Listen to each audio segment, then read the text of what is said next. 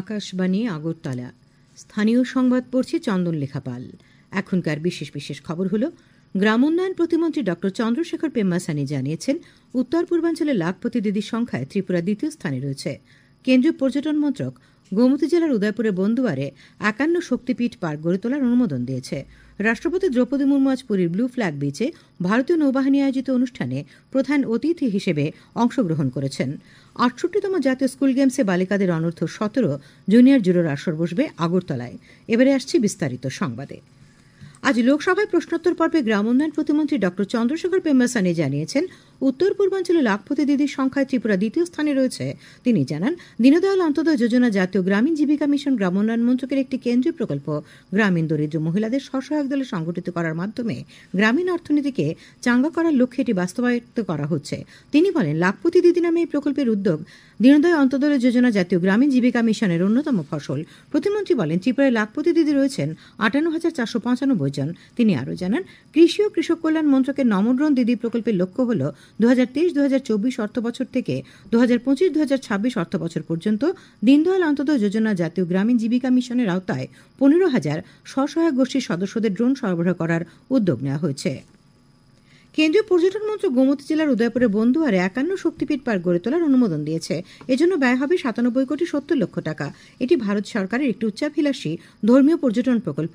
এই প্রকল্পে বন্দুয়ার একটি প্রাকৃতিক উদ্যান এলাকার মধ্যে ৫১টি শক্তিপীঠের প্রতিরূপ গড়ে তোলা হবে। এখানে গড়ে তোলা হবে একটি পার্ক, যেখানে থাকবে পর্যাপ্ত বসার স্থান, থাকবে একটি ফুড কোর্ট, একটি সুভিনির শপ, পানীয় জলের সুবিধা, পার্কিং সহ সুনির্মিত রাস্তা। অতিথিদের জন্য আবাসন, নৈসর্গিক বাগিচা, পৌরাণিক কাহিনীভিত্তিক সংগ্রহশালা এবং বিনোদনমূলক কার্যক্রমের বিস্তৃত পরিসর সহ সামগ্রিকভাবে দর্শনার্থীদের সামনে বিপুল অভিজ্ঞতা সঞ্চয়ের জন্য বিভিন্ন সুযোগ সুবিধা থাকবে।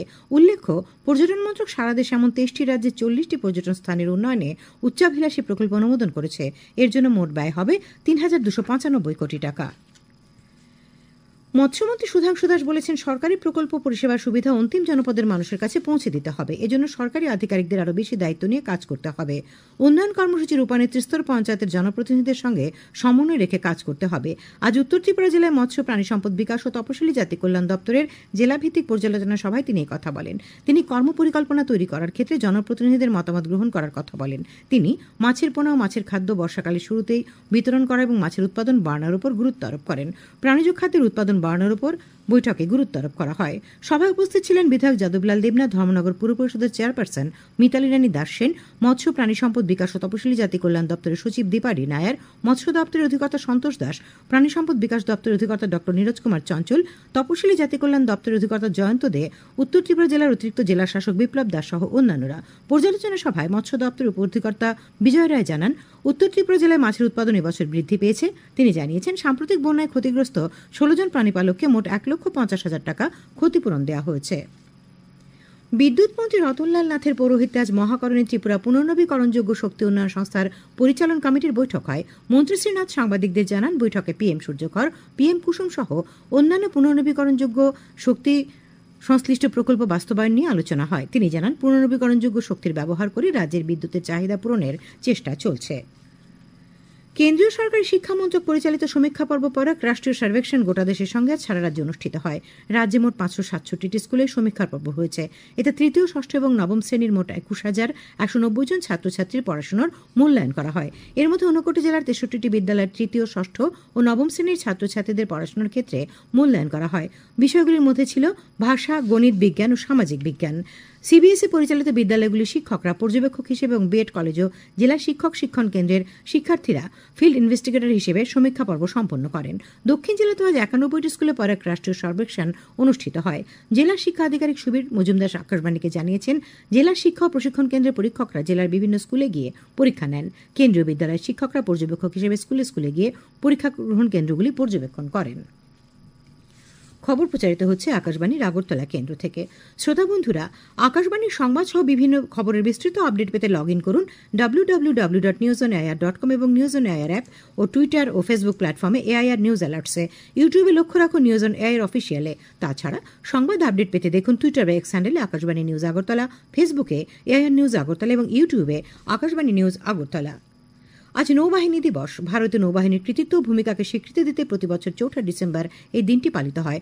রাষ্ট্রপতি দ্রৌপদী মুর্মু আজ পুরীর ব্লু ফ্ল্যাগ বিচে ভারতীয় নৌবাহিনী আয়োজিত অনুষ্ঠানে প্রধান অতিথি হিসেবে অংশ নেন।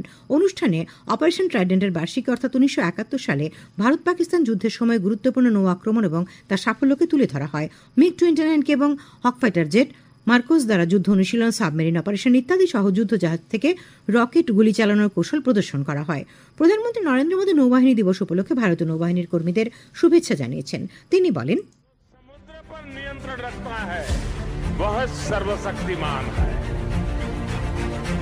आज 4 दिसंबर का ये ऐतिहासिक दिन हमें आशीर्वाद देता है। आज के दिन हम उन शूरवीरों को भी प्रणाम करते हैं जिन्होंने मातृभूमि के लिए अपना सर्वोच्च बलिदान दिया है। প্রতিরক্ষামন্ত্রী রাজনাথ সিং নৌবাহিনী দিবস উপলক্ষে ভারতীয় নৌবাহিনীর কর্মী এবং তাদের পরিবারকে শুভেচ্ছা জানিয়েছেন। সরকার বলেছে যে national cooperative development corporation NCDC মহিলা পরিচালিত সমবায় সমিতিগুলোর উন্নয়নের জন্য ৭,৭০৭ কোটি টাকারও বেশি আর্থিক সহায়তা মঞ্জুর করেছে। রাজ্যসভায় এক প্রশ্নের লিখিত উত্তরে কেন্দ্রীয় সমবায় মন্ত্রী অমিত শাহ বলেছেন, দেশে ২৫,৩৮৫টি মহিলা কল্যাণ সমবায় সমিতি নিবন্ধিত রয়েছে। তিনি বলেন, এনসিডিসি নারী সমবায়ের আর্থসামাজিক অবস্থার উন্নয়নে গুরুত্বপূর্ণ ভূমিকা পালন করছে। শ্রী শাহ বলেন, সরকার সমবায় নারীদের অংশগ্রহণ বাড়াতে বিভিন্ন উদ্যোগ নিয়েছে। মন্ত্রী জানিয়েছেন, দেশে ১,৪৪,০০০-এর বেশি দুগ্ধ সমবায় রয়েছে এবং বিপুল সংখ্যক গ্রামীণ নারী এই ক্ষেত্রে নিয়োজিত রয়েছেন। বিজেপি নেতা দেবেন্দ্র ফডনবিস মহারাষ্ট্রের পরবর্তী মুখ্যমন্ত্রী হতে চলেছেন। প্রধানমন্ত্রী নরেন্দ্র মোদীর উপস্থিতিতে আগামীকাল মহাযুতি জোট সরকারের মুখ্যমন্ত্রী হিসেবে শপথ নেবেন দেবেন্দ্র ফডনবিস। আগামীকাল মুম্বাইয়ে শপথ গ্রহণ অনুষ্ঠান হবে। মুখ্যমন্ত্রী অধ্যাপক ড মানিক শাহ শপথ গ্রহণ অনুষ্ঠানে উপস্থিত থাকবেন। বিজেপির অন্যান্য নেতৃবৃন্দ অনুষ্ঠানে উপস্থিত থাকবেন। কেন্দ্রীয় পর্যবেক্ষক হিসেবে কেন্দ্রীয় অর্থমন্ত্রী নির্মলা সীতারামন এবং গুজরাটের প্রাক্তন মুখ্যমন্ত্রী বিজয় রূপানীর উপস্থিতিতে দেবেন্দ্র ফডনবিসকে বিজেপি পরিষদীয় দলের নেতা নির্বাচিত করা হয়। বিধায়ক চন্দ্রকান্ত পাটিল এবং সুধীর মুঙ্গান্তিওয়ার শ্রী ফডনবিসের নাম প্রস্তাব করেন এবং অন্য বিধায়করা তা সমর্থন করেন। আইপিএফটির উদ্যোগে জেডিসি সদর দপ্তর খুমুলুঙের ডুকমালি বাজারে সমাবেশ অনুষ্ঠিত হয়। সমাবেশের আগে মিছিল খুমুলুঙের বিভিন্ন পথ পরিক্রমা করে। সমাবেশে উপস্থিত ছিলেন সমবায় মন্ত্রী শুক্লাচরণ নোয়াতিয়া, আইপিএফটি সভাপতি প্রেম কুমার রিয়াং, সাধারণ সম্পাদক স্বপন কুমার দেববর্মা সহ দলের বিভিন্ন শাখা সংগঠনের নেতৃবৃন্দ। সমাবেশের শুরুতেই প্রাক্তন মন্ত্রী প্রয়াত নরেন্দ্রচন্দ্র দেববর্মার প্রতিকৃতিতে পুষ্পার্ঘ অর্পণ করে ১ মিনিট নীরবতা পালন করা হয়। সমাবেশে বক্তাগণ জনজাতিদের সার্বিক উন্নয়নে কেন্দ্রীয় সরকার ও রাজ্য সরকারের গৃহীত বিভিন্ন উদ্যোগ বিস্তারিত উল্লেখ করেন।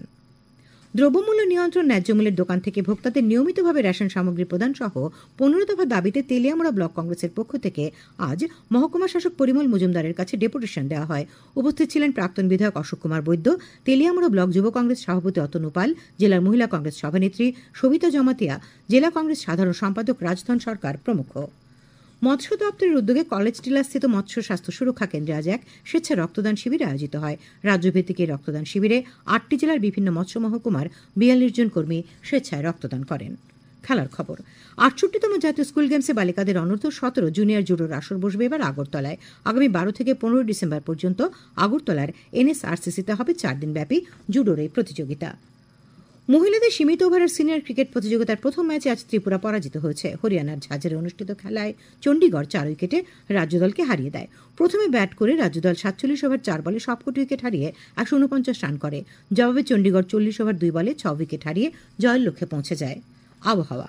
আগামীকাল আকাশ পরিষ্কার থাকবে, সকালে কুয়াশা পড়বে। তাপমাত্রা সর্বোচ্চ ২৮ ডিগ্রি সেলসিয়াস এবং সর্বনিম্ন ১৬ ডিগ্রি সেলসিয়াসের কাছাকাছি থাকবে।